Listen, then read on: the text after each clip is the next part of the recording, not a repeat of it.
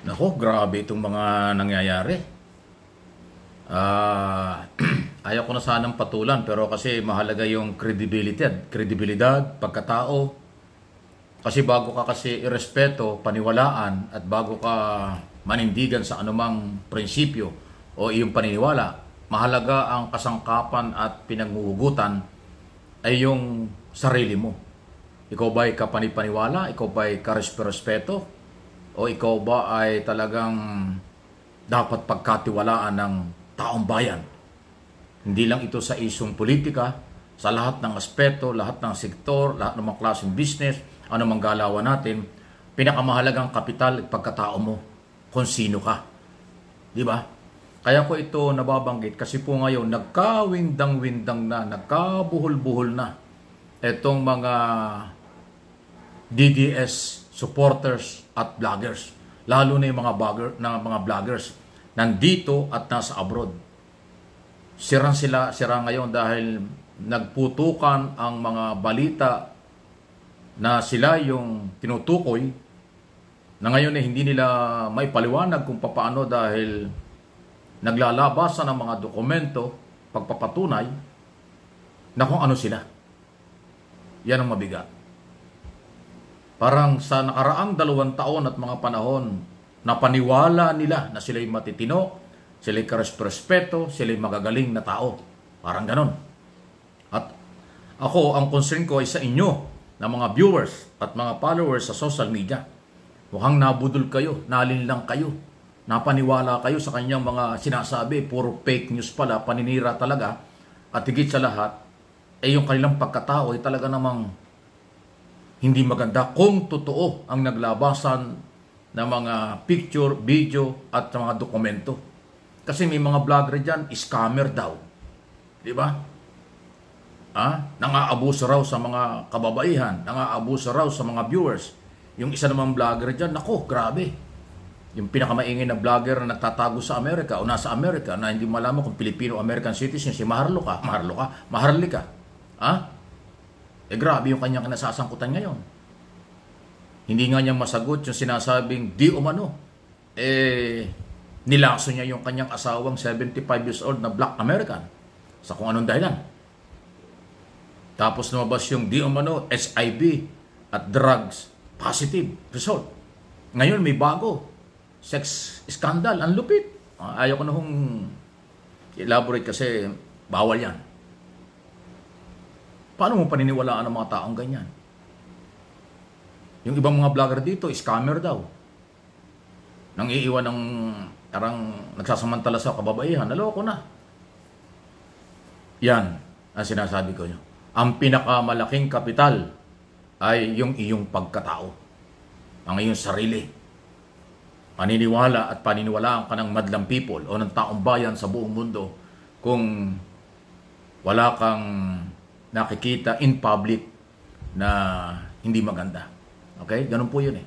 So, ingat na lang po kayo dahil sa panahong ito, sa tindi ng social media, marami ho talagang mga hindi nangyayari na pwedeng mangyari. Katulad ho yung nangyari dyan sa vlogger na yan, na sobrang ingay, walang ginawa kundi personalin si Pangulong Marcos, si First Lady at ang buong gobyerno at ang Pilipino ay sinisira niya sa international community. Yung imahe natin sinira niya. Ang Pilipinas sinira niya. Kasi pag sinira mo ang First Family, ang sinisira niya, buong Pilipinas, lahat ng Pilipino. Kasi Pangulo yung sinisiraan niya eh. Na-addict, bangag, ganon-ganon, smuggler, lahat-lahat ng kasamaan. Yung pala, siya pala ang ganon.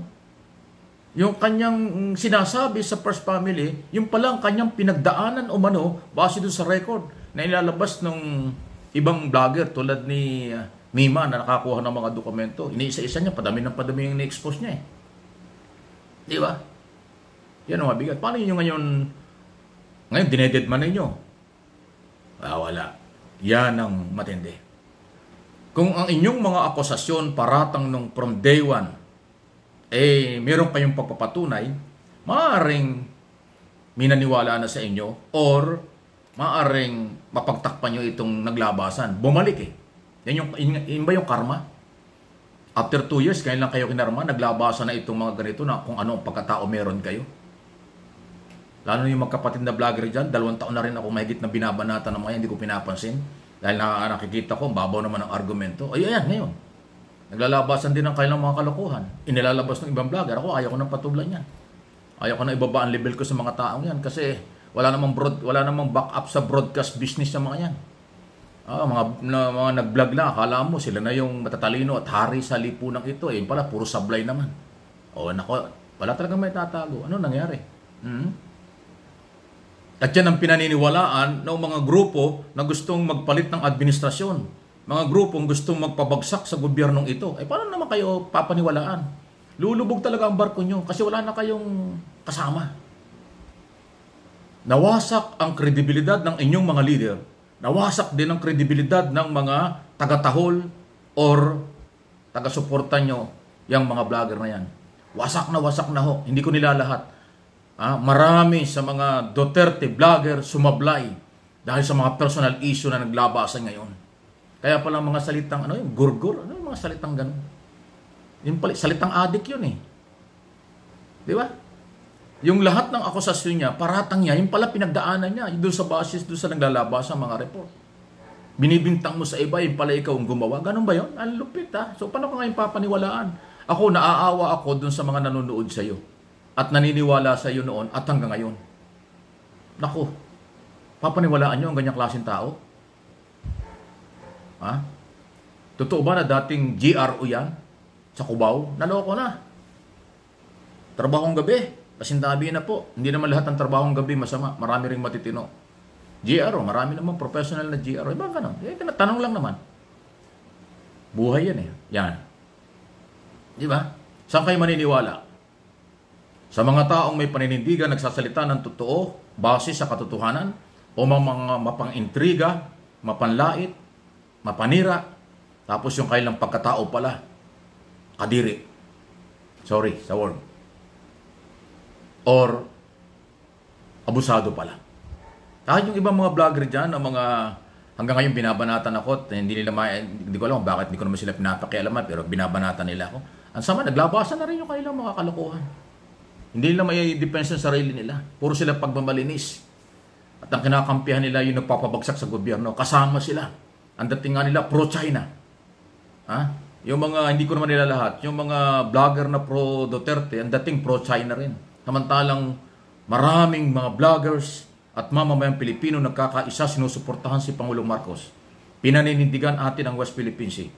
Totoo naman yan. At pinaninindigan na maganda ang ginagawa ni Pangulong Marcos dito at sa abroad. Lalo na ngayon, nasa biyahe pa, Brunei at Singapore. Ang ganda ng development doon. Nakuha ang maraming negosyante, napakaganda ng relasyon, positive sa mga Pilipino. Hindi nila pinapansin yan. Binabanatan pa yung biyahe ng biyahe. Hindi niya alam yung public relation, yung PR na ginagawa ng Pangulo sa buong mundo at sa lahat ng sa international business sector. Napakalaki yun. Good for business and security ng ating bansa. Hindi nila pinapansin yun. Ayaw pa nila yun. Hinisiraan pa rin. Katapos ngayon, ito pala mga naninirang ito. Nako, ang mga background nila. Kakahiya. Bahala na kayo. At espero kayong idea. Basta tayo tuloy lang. Maninindigan, magmamahal, magmamalasakit sa ating bansa, tulungan ang ating Pangulong Marcos kasi tama ang kanyang ginagawa para sa atin. Yung mga pasaway, palubog na ang barko. Huwag kayong sumama sa barkong lulubog na. Delikado yan.